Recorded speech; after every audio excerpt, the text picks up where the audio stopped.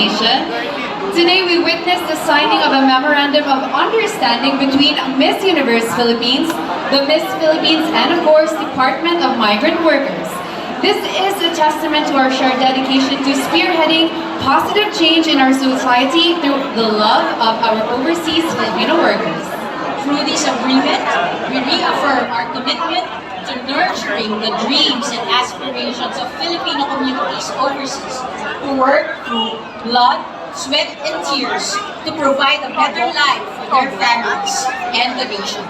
Together, let us rediscover beauty, purpose, and compassion in action through our advocacy for a law that transcends barriers. That is right, Director Jasmine.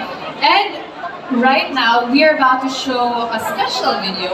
And just a fun fact, kasi yung video na ipapakita natin, this was a project between Miss Universe Philippines and the Department of Migrant Workers. And a fun fact about it was that I was a part of this video. I was a part of this project. Also, with me in that project was our Miss Universe Philippines, Chelsea Manalo. So ladies and gentlemen, please focus your eyes on our LED wall and please watch our special video. Open mo yung ano, mic. Speaker. Speaker.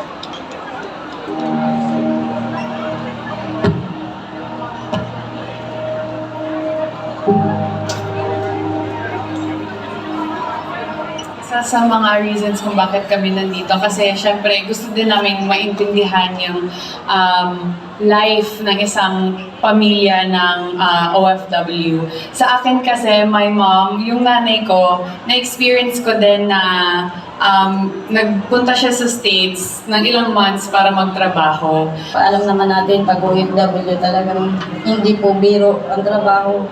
Paano niyo nakukuha yung strength na lumaban araw-araw kahit ganito yung sitwasyon niyo? Ano yung nasa isipan niyo? Gusto ko lang pumakita sa mama para kasama na po tayo. Masaya po. Mga sarili niyo na mag-aral mabuti at lagi kayo nagdarasal sa sitwasyon natin ngayon na nandito ako at kayo din sa Pilipinas. You know, when she returned home, you know, it was always a celebration, and I'm just wondering, you know.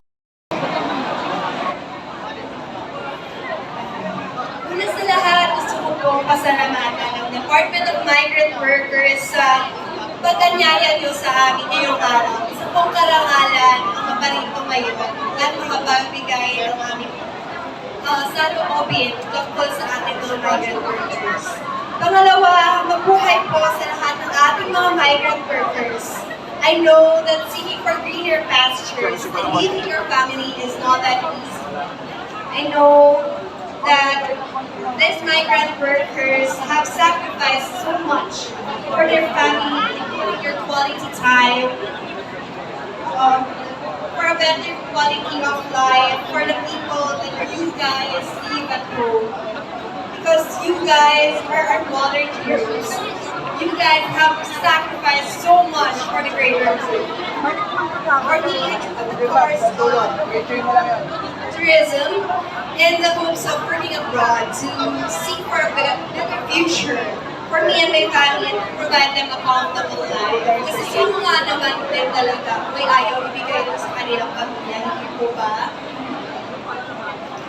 And good thing that there are organizations such as the Department of Migrant Workers who really ensures the safety, the protection, and the welfare of every migrant workers and its families.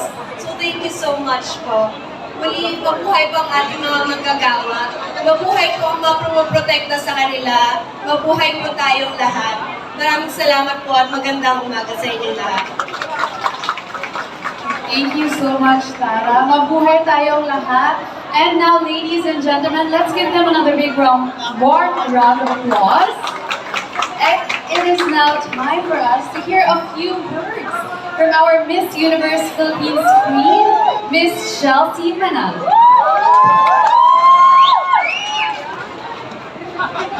Magandang umaga po sa inyong lahat, sa ating mga OFWs at sa lahat ng pamilya, mga kaibigan, mga sumusuporta, and of course to our officials, to Ms. Leah, to the MUPH, Maraming salamat for giving us this opportunity to finally be here gracing everyone.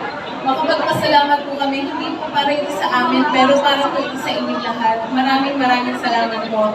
Alam ko, our victory is